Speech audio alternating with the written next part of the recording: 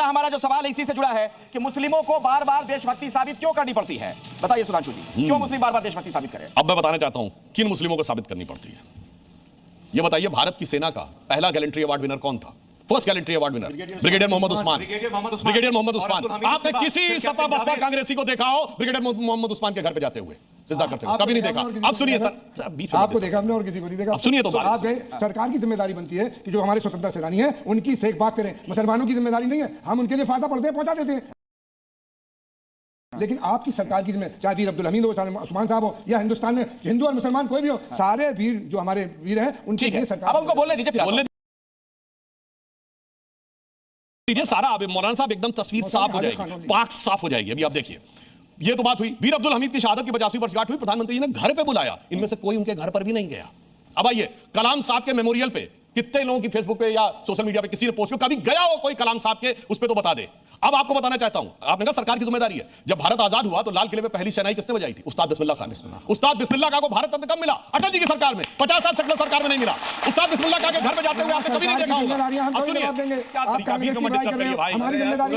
और सुनिए, मैं बताना चाहता हूं देशभक्ति साबित होने की क्या बात होती है। डॉक्टर कलाम का नमाज जनाजा और याकूब मेनन का नमाज जनाजा एक ही दिन हुआ था। कितने लोग गए थे वहां कलाम के नमाज जनाजा में, और कितने लोग कलाम साहब के नमाज जनाजा में? 2007 का साल, कलाम साहब का टर्म खत्म हो रहा था। कलाम साहब को दूसरा टर्म देने के लिए हम लोग चाह रहे थे। राजनाथ सिंह जी ने आके उनसे बात भी की थी, उस समय राष्ट्रीय अध्यक्ष थे। तो कलाम साहब का विचार था सर्वसम्मति होगी तो तैयार होंगे, मगर कोई सेक्युलरिज्म का सूरमा कलाम साहब को दूसरा टर्म देने को तैयार नहीं था। 2007 मगर वही साल था कि अफजल गुरु की क्षमा याचना के लिए सब खड़े हुए थे, जबकि वो आतंकवाद के हमले का दोषी कोर्ट से सिद्ध हो गया था और 7 साल तक उसको सजा नहीं हुई। आप बताइए, देशभक्ति हम साबित करने की बात करते हैं। दूसरी, रुको जरा, सबर करो, बोला धक्का बुक्की नहीं करने का, आराम से लेने का। हाँ। मैं बताना चाहता हूं, एक से एक मुस्लिम देशभक्त हुए। आलम शेख इतने बड़े कृष्ण भक्त कभी हुए, कोई उन्होंने नाम ही नहीं किया होगा, कभी उनकी कब्र पे कोई नहीं गया होगा। अभी आपने पद्मावत मूवी देखी थी?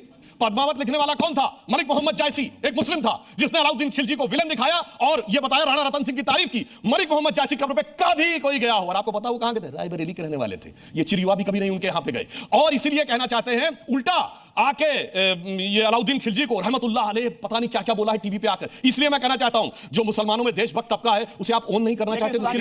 सुधांशु जी, सवाल आपसे है, मुस्लिमों पर वंदे मातरम गाने का दबाव क्यों दबाव डाला जाता है? बहुत अच्छी बात है। आपको पता है कि वंदे मातरम पहली बार कब गाया गया है?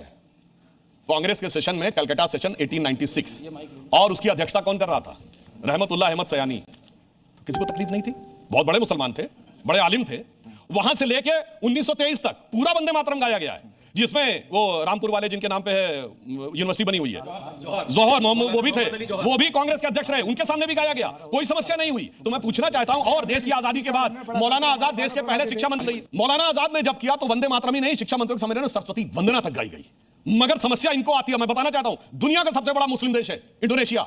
आप जाइए अमेरिका में, इंडोनेशिया के एम्बेसी के बाहर वॉशिंगटन में मैसाचुसेट्स एवेन्यू पे जाके देखिए, 12 फुट की सरस्वती की प्रतिमा लगी हुई है और उसके नीचे 3 बच्चे पढ़ते हुए दिख रहे हैं। वो कहते हैं हमारा कल्चर है, हमारे लिए कोई प्रॉब्लम की बात नहीं है। प्रॉब्लम यहां पे होती है जब आप कल्चर से देश को लड़ाना चाहते हैं। पूछना चाहता हूं, 1937 में जो प्रधानमंत्री जी ने बोला, जब 12 अक्टूबर को जिन्ना ने आपत्ति दर्ज की, उससे पहले किसी मुसलमान को प्रॉब्लम नहीं थी। 1896 to 1937